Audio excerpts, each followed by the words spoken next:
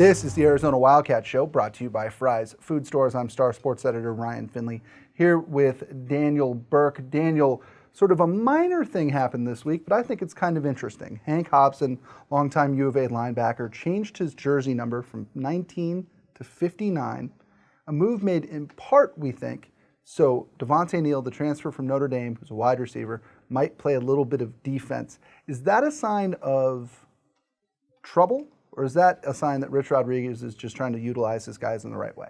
Yeah, I don't think it's a sign of trouble. Okay. I think Devante Neal is just such a good athlete that sometimes, Rich Rodriguez looks at this team and kind of views it like high school, get our best guys out there as much as possible.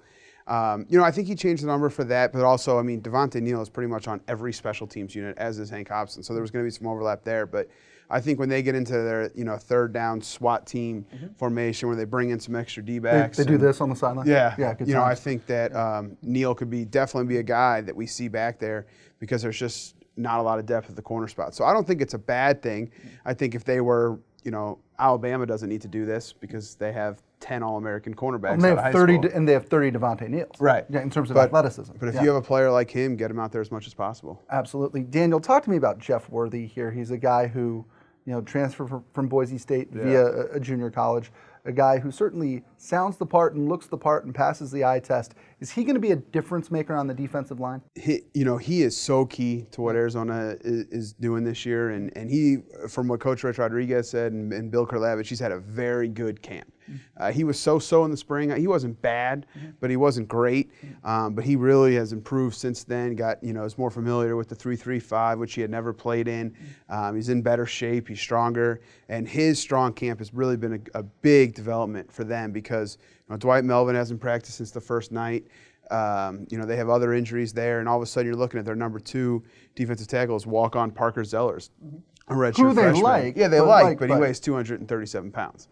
So, they need someone to be kind of that every down guy, and Worthy, I think, is going to be that. And he's a neat story. He's a cool story, and we wrote about him a little bit in our special section that dropped Sunday. But he went to Boise State, thought it was going to be pretty easy. I think he went to Boise State over offers from Nebraska, UCLA, Nebraska, and Arizona State because he could be the guy. And he went in there thinking it was going to be pretty eady, and it just wasn't. And he had some problems. It was dismissed. Went to JC last year, and now here he is, and he's going to be their starting nose. So, his big camp was really needed for Arizona. Yep, this is the Arizona Wildcat Show, brought to you by Fry's Food Stores. Ryan Finley here with Daniel Berk, talking U of A defense. Daniel, the 2 outside linebacker spots, I think are kind of still up in the air, obviously. Kind of Arizona's 2, projected studs. The freshman. Yep. Doesn't look as if either is going to be really a factor right away. Yeah, Marquise Ware isn't on the 105 right now because he's been dealing with a shoulder injury that wasn't fixed in high school. And then, Jamar Cobb, I think they're really still excited about his future, but he only got here a week before camp. He had some summer school stuff to attend to in Los Angeles, and I don't think he showed up in the best of shape that they were hoping he would, and now I think he's got an injury. So I don't think those guys are going to factor into the plans, at least not right away. And then, those 2 spots, if you have any eligibility left, you should give them a call because they're wide open. A guy like Cody Ippolito, who was running with the scout team, 2 years ago, missed all of last year with an ACL. All of a sudden, you look out and he's with the ones with former Iron Ridge guy Jake Matthews, who's a walk-on. So, and that's not a knock on those 2 guys or anything. It's just that's kind of how wide open things are. And you have other guys like DeAndre Miller, I think, trying to get into it, and the artist formerly known as Keone Bushlew, trying to get involved. So it's wide open right now.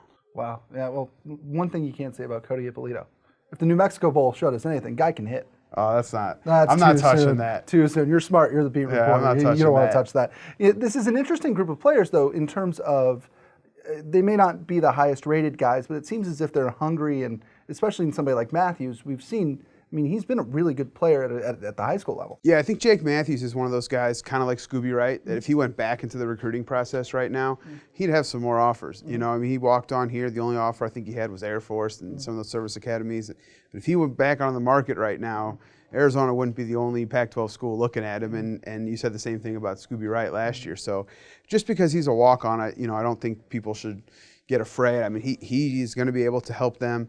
He's put on some weight. He's stronger. He understands his role better. And, I think the kid is, I told him Friday night, he's the most boring interview in the world. I asked him, does this maybe prove to you that you should have been recruited out of high school? And he basically said, no, I was 210 pounds and I was a defensive end. I understand why I wasn't.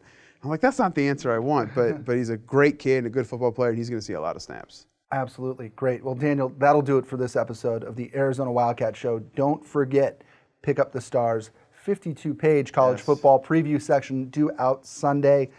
Download the Stars' new Arizona Daily Star Sports Insider iPad magazine. Any other plugs you want to get in there? Visit Tucson.com, visit Twitter.com/DSBerk and /Ryan_Finley.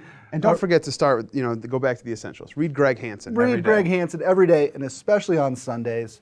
My goal in life is to one day make it into Greg Hansen's Sunday notebook. My name appeared in there 2 weeks ago, and it was the single greatest achievement of my life. I called my mom and dad right away. Yeah, you cut it out. It's on your fridge. Yeah, it's on my fridge. It's a big deal. All right. For Daniel Berk, I'm Ryan Finley. This is the Arizona Wildcat Show. We'll see you next time.